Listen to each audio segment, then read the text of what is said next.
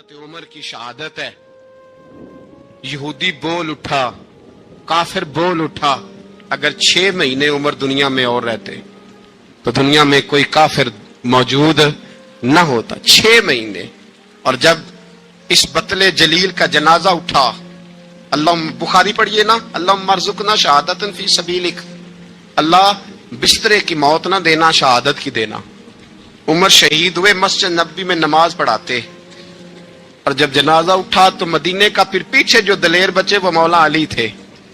مولا علی, جناب عمر کا جنازہ اٹھا تو سب سے پہلی ہائے جو نکلی وہ حضرت علی کی زبان سے نکلی, اور حضرت علی کی ساری داڑھی آنسوؤں سے بھر گئی.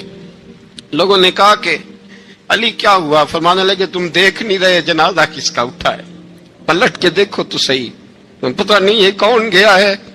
کہ حضور کیا ہوا؟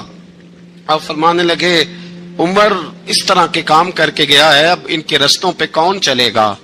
کون اس کے جگر راہ وفا میں نقش ایسے چھوڑ آیا ہوں, میں جس منزل سے گزرا ہوں وہ اب تک یاد کرتی ہے. حضرت علی حضرت عمر کے جنازے پہ کھڑے ہو کے کہتے ہیں اللہ مجھے اس طرح کے عمل کرنے کی توفیق دے جس طرح کی عمر کر کے گیا. میرے بھائی, بطل عزیز, بطل حریت حضرت عمر رضی اللہ تعالیٰ عنہ, جو اپنی زندگی انقلاب والی گزار کے گئے.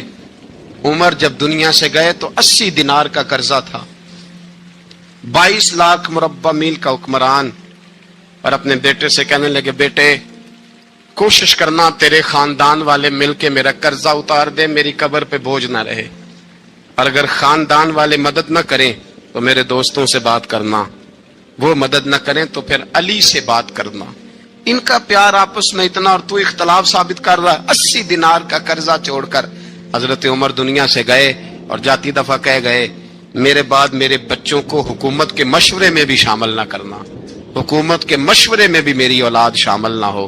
اتنا بڑا شخص اتنا بڑا رنگ دے کے 1 محرم کو جب عمر فاروق کا وصال ہوا تو بیٹے سے کہنے لگے اماں عائشہ سے جا کے کہو میرا بھی نبی پاک کے روزے میں دفن ہونے کو دل کرتا ہے. ایک قبر کی جگہ ہے اماں جی نے اپنے لیے رکھی ہے, بخاری یا بخاری. حضرت عائشہ کے پاس صاحبزادے گئے, کہنے لگے اماں جی عمر کو زخم لگ گیا ہے, حالت بڑی پریشانی والی ہے. وہ کہتے ہیں اگر اماں اجازت دیں. سید عائشہ رو پڑی, فرمانے لگی کہ اپنی قبر کی جگہ تو نہیں نہ کسی کو دیتا, پر عمر نے کمال ہی بڑا کیا. اسے کہو جاؤ گنبد خضرا میں قیامت تک جو مصطفیٰ پہ اور ابو بکر پہ سلام پڑے گا وہ تجھ پہ بھی سلام پڑھ کے جائے گا, جاؤ میں نے جگہ دی. اعلیٰ حضرت فاضل بریلوی رحمت اللہ علیہ فرماتے ہیں وہ عمر جس کے آداب بشیدہ شکر, اس خدا دوست حضرت پہ لاکھوں سلام, اس خدا دوست حضرت پہ. آپ یقین کریں ممبر پہ بیٹھا ہوں, حضرت عمر کا جب نام لیتا ہوں تو میرے وجود کے رونگٹے کھڑے ہو جاتے ہیں. حضرت عمر کی زندگی جب پڑھتا ہوں تو لگتا ہے خدایا ایسے شخص بھی دنیا میں آئے. کہ حضرت عمر رضی اللہ تعالیٰ عنہ کا آج یوم شہادت ہے. میرا تو دل کرتا تھا کہ فجر سے باتیں شروع ہوں اور سارا دن ہی عمر کی باتیں ہوتی رہیں, سارا دن جناب عمر کی باتیں, سارا دن. اس لیے کہ ذکر جناب عمر کا ہوگا پر راضی اللہ کے رسول ہوں گے. میرے رسول پاک علیہ السلام سب کے لیے دعا مانگتے ہیں نا, حضور کی دعا عام ہے, لیکن مصطفیٰ کریم نے کعبے کا غلاف تھام لیا اور غلاف کعبہ کو حضور نے سینے سے لپٹایا اور سینے سے چمٹا کے کہا اللہ میں نے تو کبھی سوال ہی زیادہ نہیں کیے, میں کرنے آیا ہوں, مجھے عمر دے دے, عمر دے دے. حضور نے مانگ کے لیا. اور پھر جب جس کو حضور مانگے اللہ سے, حضرت عوف بن مالک اشجعی ایک صحابی ہیں, حضرت عوف بن مالک رضی اللہ تعالیٰ عنہ فرماتے ہیں کہ جناب ابو بکر صدیق کا زمانہ تھا تو میں نے خواب دیکھا, میں نے خواب میں جناب عمر کو دیکھا, اور میں نے دیکھا کہ کوئی کہنے والا کہہ رہا ہے کہ عمر وہ ہے کہ اللہ کے رستے میں کوئی اسے جتنا مرضی برا بھلا کہے یہ پرواہ نہیں کرتا. کس کے رستے میں؟ بولے سارے. اس کا مطلب ہے اللہ کے رستے میں لوگ برا بھلا بھی, قرآن مجید نے کہا وَلَا يَخَافُونَ لَوْمَةَ لَائِمٍ, کچھ لوگ ایسے ہیں جو برا بھلا کہنے والوں کی لوگ پرواہ نہیں کرتے. اور دوسری بات میں نے یہ دیکھی کہ عمر خلیفہ بنے گا, اور تیسری بات میں نے خواب میں یہ دیکھی کہ عمر شہید بھی کیا جائے گا. عمر شہید بھی ہوگا. یہ میں نے 3 باتیں خواب میں دیکھی. فرماتے ہیں میں نے آ کے خواب حضرت ابو بکر صدیق کو سنائی. وہ خلیفہ تھے. وہ کہنے لگے ٹھہر جا, میں عمر کو بلاتا ہوں, اس کے سامنے دوبارہ سنانا. اس کے سامنے فرماتے میں نے بلایا حضرت عمر فاروق کو, آ کے بیٹھے. خواب شروع ہوا. کا ایک بات تو میں نے یہ دیکھی کہ آپ ملامت کرنے والے کی پرواہ نہیں کرتے. دوسرا آپ خلیفہ بنے گے. جناب عمر کہنے لگے چپ کر, ابو بکر کے سامنے ہی کہہ رہا ہے, چپ کر, خلیفہ کے سامنے ہی کہہ رہا ہے. تو حضرت ابو بکر صدیق کہنے لگے عمر اسے کہنے دو, مجھے لگتا ہے رب کی رضا یہی ہے کہ میرے بعد اگر مصطفیٰ کا منبر ملے تو عمر کو ملے, اسے کہنے دو, کہنے دو. حضرت عمر رضی اللہ تعالیٰ عنہ کو تیسری بات کہی. حضرت عوف بن مالک نے کہا آپ شہید کیے جائیں گے, میں نے خواب دیکھی ہے. نیک لوگوں کے خواب بڑی حد تک سچے ہوتے ہیں. کہا میں نے خواب دیکھی ہے. تو حضرت عمر کہنے لگے شہید تو دلیر لوگ ہوتے ہیں, شہید تو دلیر, جسے سارا زمانہ دلیر کہہ رہا ہے وہ اپنے بارے میں کیا کہہ رہا ہے؟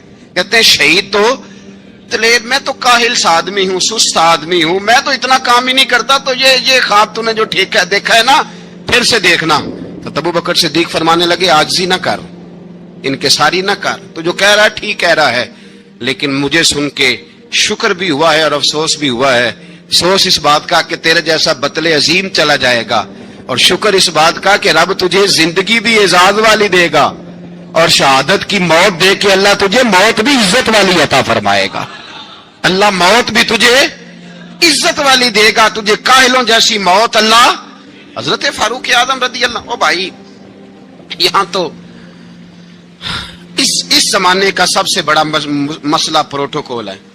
ہم چھوٹے طبقے سے لے کر بڑے سارے پروٹوکول کے قائل ہیں, پر حضرت عمر رضی اللہ تعالی, حضرت عمر کی سادگی اور پھر جناب عمر کی عاجزی, جب انسان اپنے اوپر سوار کر لیتا ہے نا, سوار کر لیتا ہے, میں بدکار پرانا خادم, کسے در ملی نٹ ہوئی, تے واصف یار نے نظر جو کی تھی تے واصف ہی ہو. میں اکثر سوچتا ہوں حضور نے جہاں بھی کہا نا, فرمایا میرے بعد نبی ہوتے تو خطاب کے بیٹے عمر ہوتے. حضور نے فرمایا عمر جس رستے سے جاتا ہے شیطان وہ رستہ بدل جاتا ہے. نبی پاک صلی اللہ علیہ وسلم نے فرمایا میرا عمر وہ ہے کہ اس کی زبان پر حق جاری ہے. حضور علیہ الصلوۃ والسلام نے فرمایا 950 سال حضرت جبریل میرے عمر کی شان بیان کریں تو ان کی عظمت ختم نہیں ہوتی.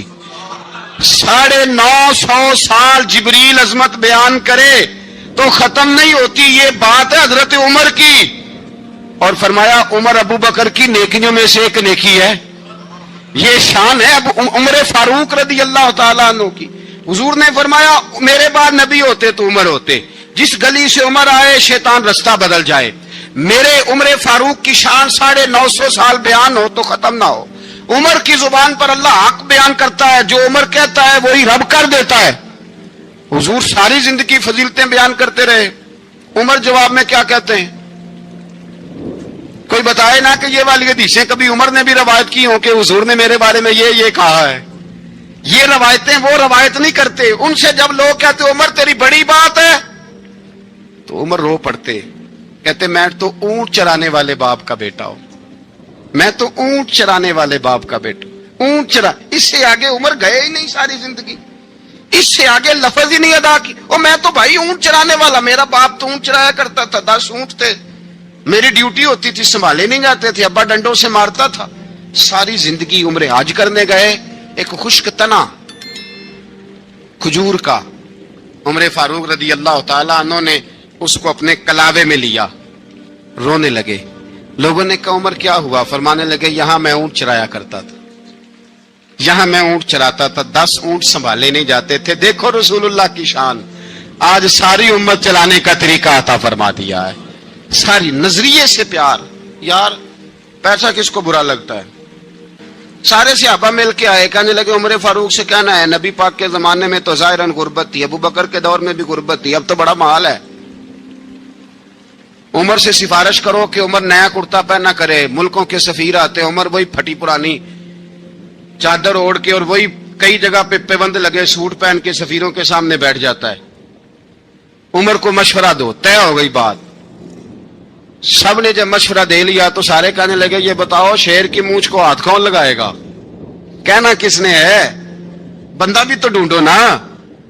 نے کہا جناب میرا یہ خیال ہے کہ مولا علی شیر خدا کہیں گے، کیونکہ جس شخص کی عمر کو سب سے زیادہ حیا کرتے دیکھا وہ شیر خدا مولا علی ہے رضی اللہ تعالی علی کہیں گے۔ اس لیے کہ جناب علی تو کئی دفعہ جب گفتگو کرتے تھے تو حضرت عمر چپ کر جاتے تھے اور فرماتے تھے علی نہ ہوتا تو میں ہلاک ہو جاتا۔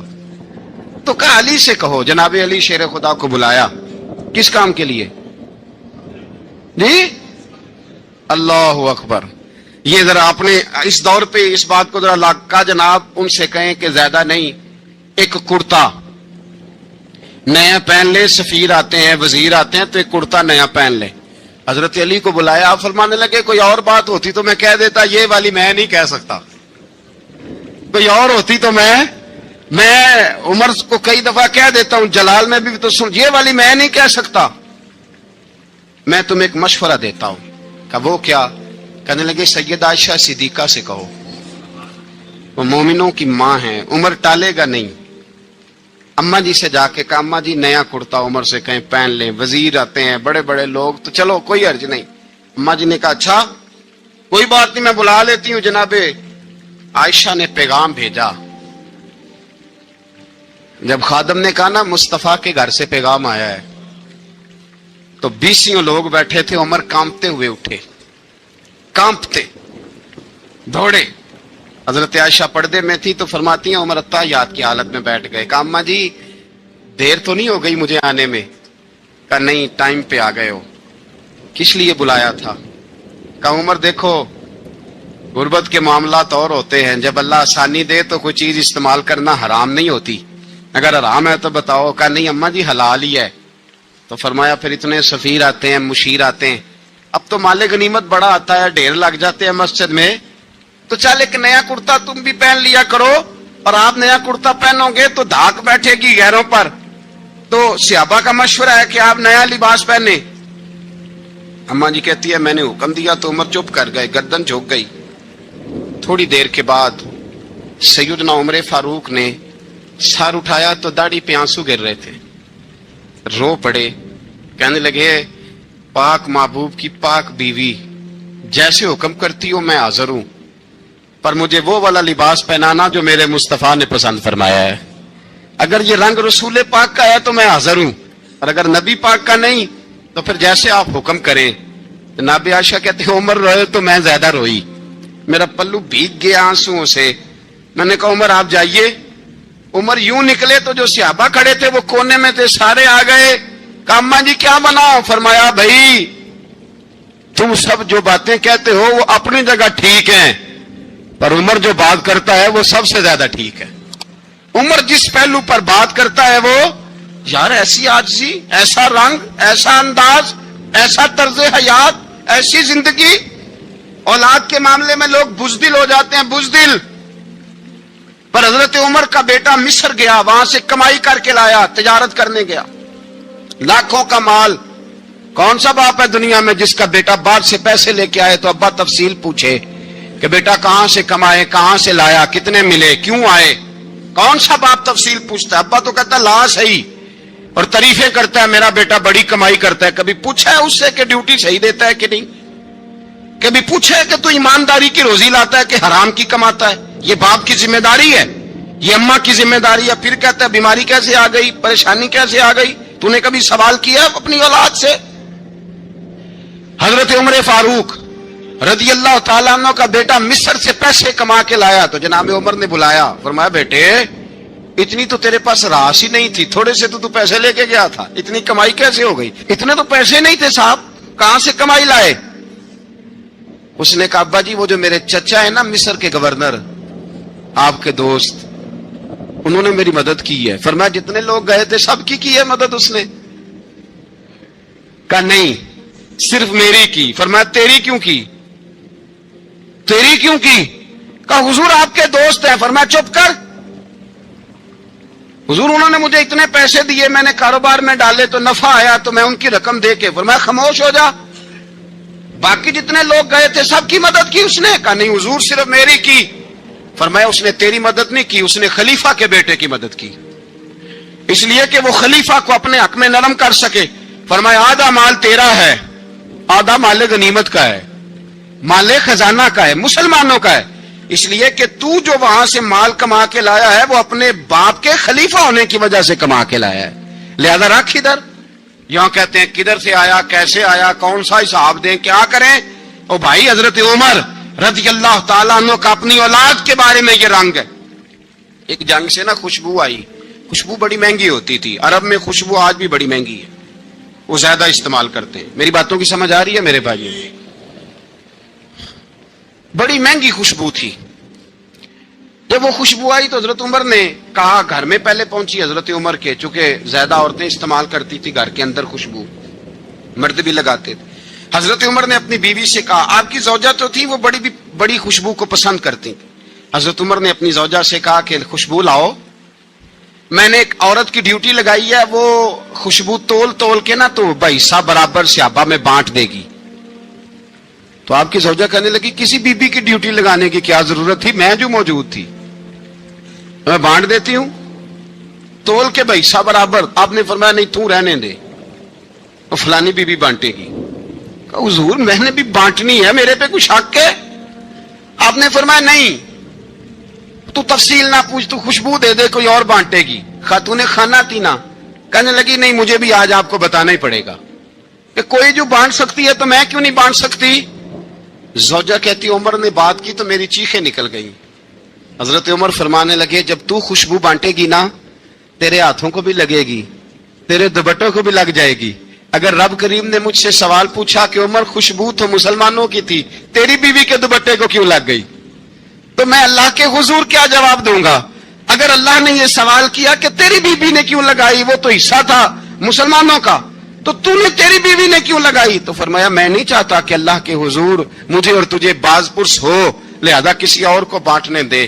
زوجہ روئی اور تڑپ کے کہنے لگی، عمر مجھے لگتا ہے صبح قیامت بھی تیری بیوی ہونے کی وجہ سے اللہ مجھے جنت عطا فرما دے گا، تیری زوجہ ہونے کی برکت سے۔ بھائی یہ معیار رکھا، خدا کی قسم ایسا شخص تاریخ میں دوبارہ نہیں آیا۔ اتنا بڑا آدمی، اتنا بڑا شخص، اتنا بڑا آدمی، اور پھر رنگ یہ ہے کہ عمر 22 لاکھ مربع میل کا